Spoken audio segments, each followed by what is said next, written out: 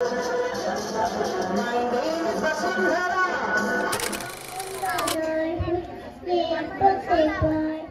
Guys, welcome back to my channel. तर आज आहे 26 जानेवारी म्हणजेच प्रजासत्ताक दिन 75वा. तर तुम्हा सर्वांना प्रजासत्ताक दिनाच्या खूप खूप शुभेच्छा. तर निशम पण इकडे रेडी झालेला आहे. हाय का निशम? हाय. आणि निशमच्या स्कूलमध्ये चाललो आहे आपण आम्ही. आणि निशमचा डान्स आहे जय जय महाराष्ट्रवरती, तो पण पुढे ब्लॉगमध्ये असणार आहे. तर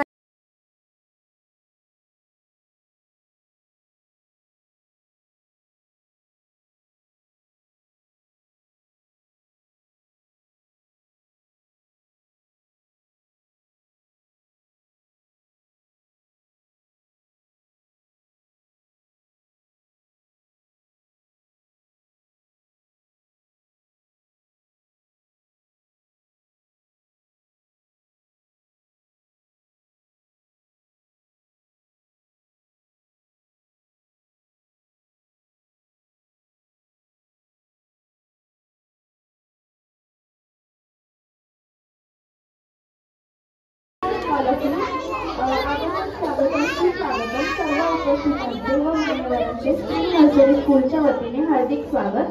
आज आपण 75व्या प्रजासत्ताक दिनाच्या सोहळ्यानिमित्त इथे जमलो आहोत. सर्वांना प्रजासत्ताक दिनाच्या हार्दिक शुभेच्छा. येथे जमलेल्या सर्व पालकवर्गांचे तसेच परिसरातील सर्व सज्जनांचे आणि पाहुण्यांचे श्री मधुकर जवळगा निवृत्त पोलीस अधिकारी यांचे मी स्कूलच्या वतीने स्वागत करत आहे. मी पाहुण्यांना विनंती करते की त्यांनी ध्वजारोहण करावे. सर्वांनी ध्वजाला मानवंदना द्यावे. त्यांनी ध्वजारोहण करावे. सर्वांनी ध्वजाला मानवंदना द्यावी.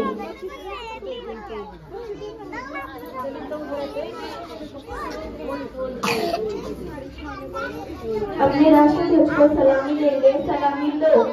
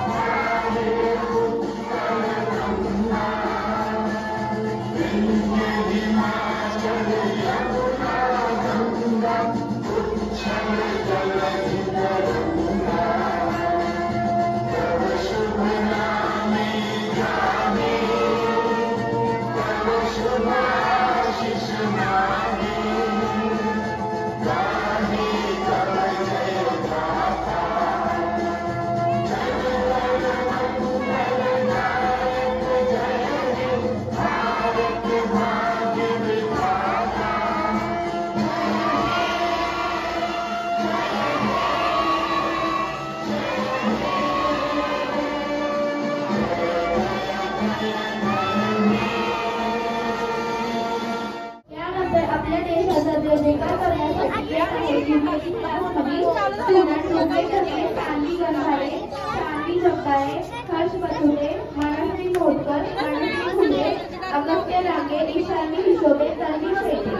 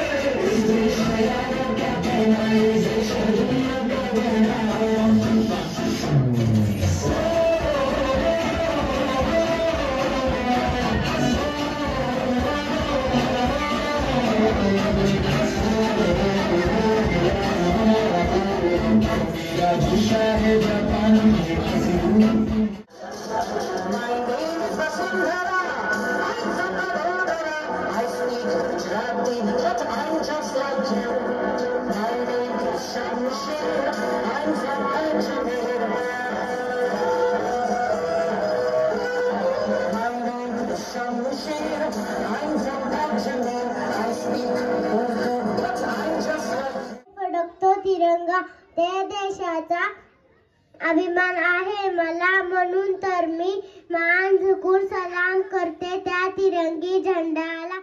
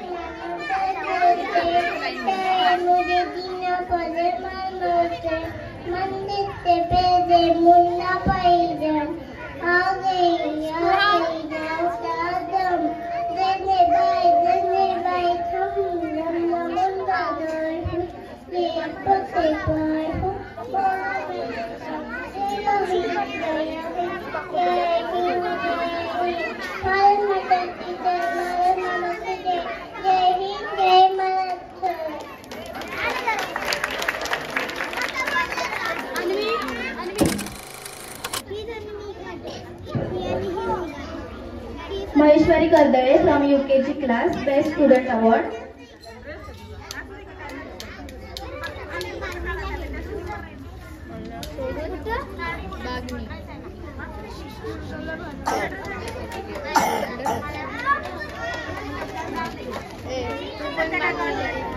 ताळवांगच्या सर्वांनी.